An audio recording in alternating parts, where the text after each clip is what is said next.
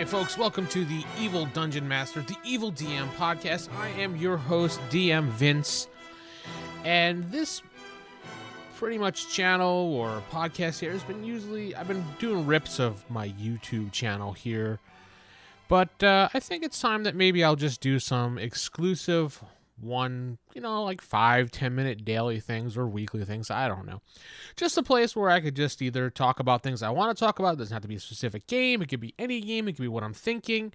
It could be some things that's happening in the community. It really doesn't matter because it's just my platform to talk. If you listen, you listen. If you don't, you don't. But if you do choose to listen, you can head over to theevildm.com and you can make comments there, or you can leave a voicemail here at Anchor.fm/theevildm and leave a voicemail and just give me comments there as well. So anyway, I've been doing a lot of gaming recently, going to the bookstore, picking up different things here and there, and I've been looking at recently some Star Trek. We all played Star Trek probably back in the day. Those who are newer in the gaming community probably have played the Star Trek Adventures game book, which I do have on my shelf here. I did do the play test, develop test for that, and it's a fun game. I did really enjoy playing it. I didn't get to see the final results of it because I kind of bowed out towards the end because I didn't have a group at the time, so I couldn't finish doing it. But I did still give my feedback based upon what the stuff I did and was able to actually play.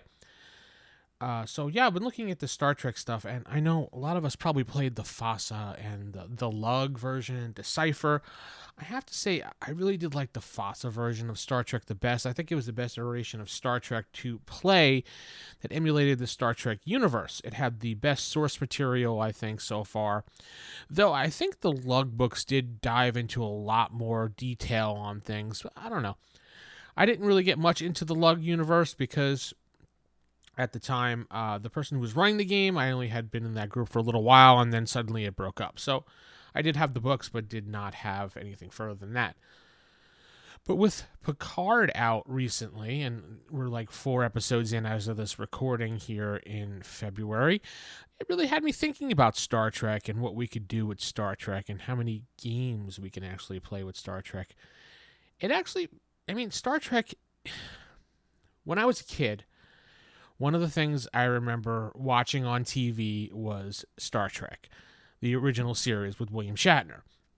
Obviously, when I was growing up in the 80s, the early 80s, mid-80s, 90s, Star Trek was all reruns. I did not watch the initial run on it because I'd be a lot older than I am now if I was, but I did enjoy it. I would watch Star Trek. I remember when I was in middle school and I would come home. It was the summertime. They had reruns on at 6 o'clock on, I think it was WB. No, not W. It was WPIX because I lived in New York.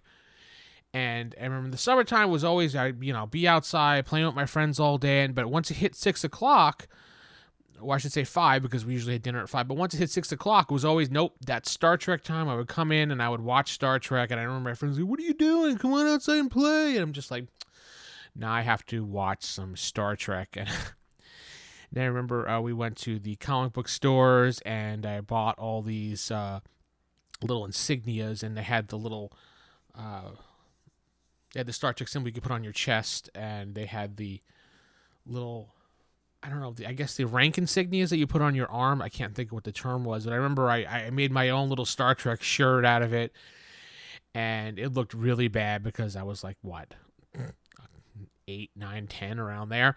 And I remember I put it on this little gold sweat jacket I had. And I remember my friend was just like, "Dude, you look like a dork." And I'm just like, aw. But yeah, I've been a Star Trek fan since as far as I can remember.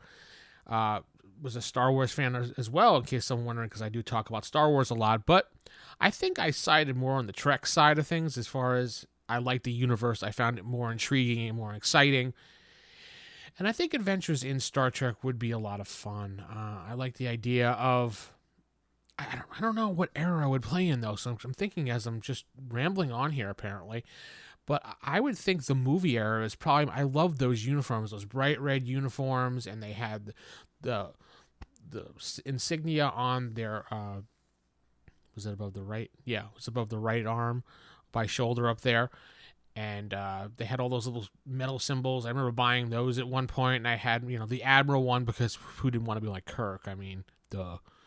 But I remember having those and putting those on shirts and stuff like that, and being called a dork and everything like that. But it was a fun time. But I think Star Trek Adventures might be a game I can look into and try to play.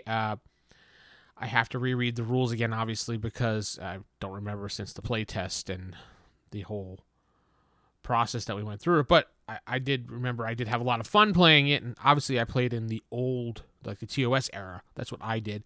They gave you two things to do that during the testing phase. Was either you played during the TOS era or you could play during the modern Star Trek Next Generation era. And I was obviously TOS because that's how I grew up watching Star Trek.